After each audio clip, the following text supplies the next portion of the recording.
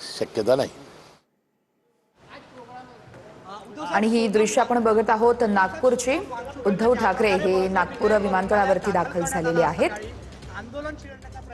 आणि ते आता माध्यमांसोबत संवाद साधतायत।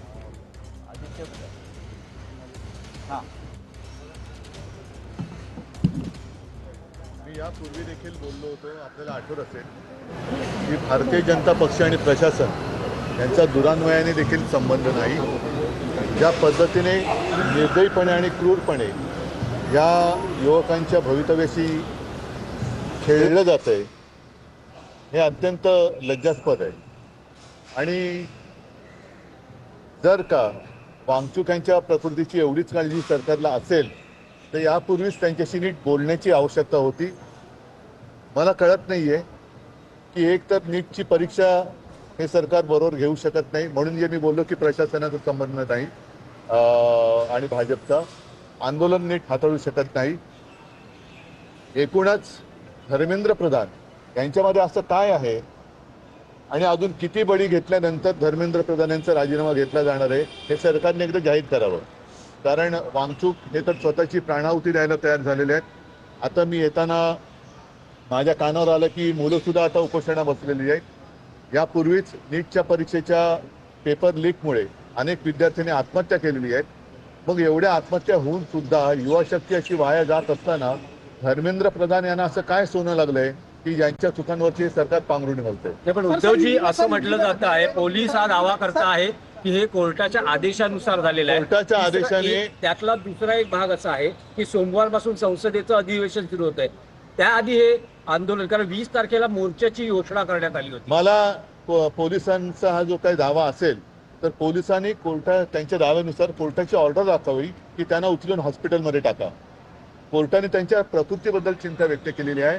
यापूर्वी देखील अनेक उपोषणं झालेली आहेत। अगदी आपल्या स्वातंत्र्यापूर्वी सुद्धा महात्मा गांधींनी उपोषण केले, नंतर सुद्धा केले। चर्चा केल्यानंतर उपोषण सोडलं जातं। अण्णा हजारेंच्या बाबतीत सुद्धा काँग्रेसचं सरकार असताना चर्चा करून उपोषण सोडलं गेलं। सरकारने अजूनही वेळ गेलेली नाही, नीट त्यांच्याबरोबर चर्चा करावी आणि उपोषण सोडवावं। प्रकृतीची काळजी घ्या। 20 तारखेला जो मोर्चा निघणार होता तो निघाला पाहिजे आणि नुसतं म्हणून म्हटलं ना की सरकार चालवणं म्हणजे काय चालवणं, की आपलं म्हणणं रेटून नेणं म्हणजे सरकार चालवणं नाही। परत एकदा सांगतो की भारतीय जनता पक्ष आणि प्रशासन यांचा दुरान्वयाने देखील संबंध नाही। एक तर जनतेच्या प्राणांची, युवकांच्या प्राणांची यांना किंमत नाहीये। आपलं म्हणणं तेच खरं, ह्याला हुकुमशाही म्हणतात। रामरक्षा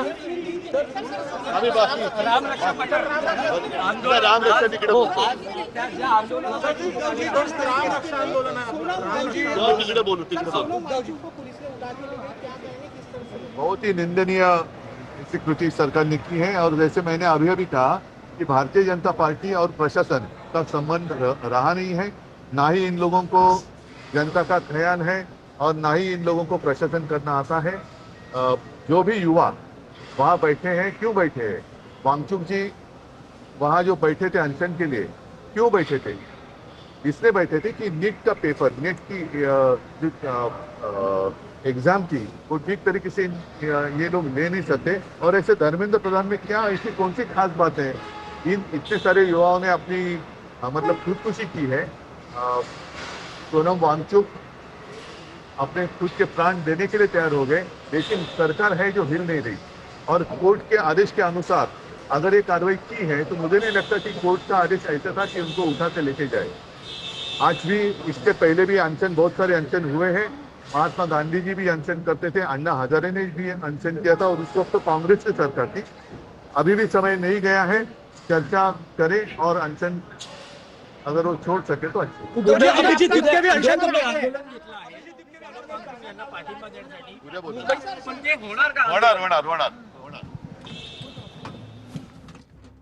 तर प्रधान यांच्या चुकांवर पांघरुण का घातलं जातंय असं ठाकरेंनी म्हटलेलं आहे। भाजप आंदोलन नीट हाताळू शकत नाही असं देखील ठाकरेंनी म्हटलंय। वांगचूक यांच्या तब्येतीची काळजी आधी का घेतली नाही, त्यांना ताब्यात घेण्याची ऑर्डर पोलिसांना दिली गेली असं देखील ठाकरेंनी म्हटलेलं आहे।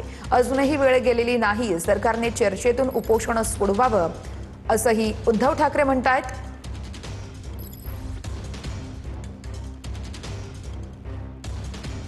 रामरक्षा आंदोलनासाठी उद्धव ठाकरे हे नागपुरात पोहोचलेले आहेत। नागपूर विमानतळावरती त्यांनी माध्यमांसोबत संवाद साधलेला आहे आणि ज्या ठिकाणी आंदोलन केलं जाणार आहे रामरक्षा आंदोलनासाठी आता उद्धव ठाकरे हे निघाल्याचं आपण बघतोय। आंदोलनस्थळी आता पोहोचतील। संपूर्ण तयारी नागपूरमध्ये करण्यात आलेली आहे आणि त्याच आधीची ही दृश्य आपण बघत आहोत।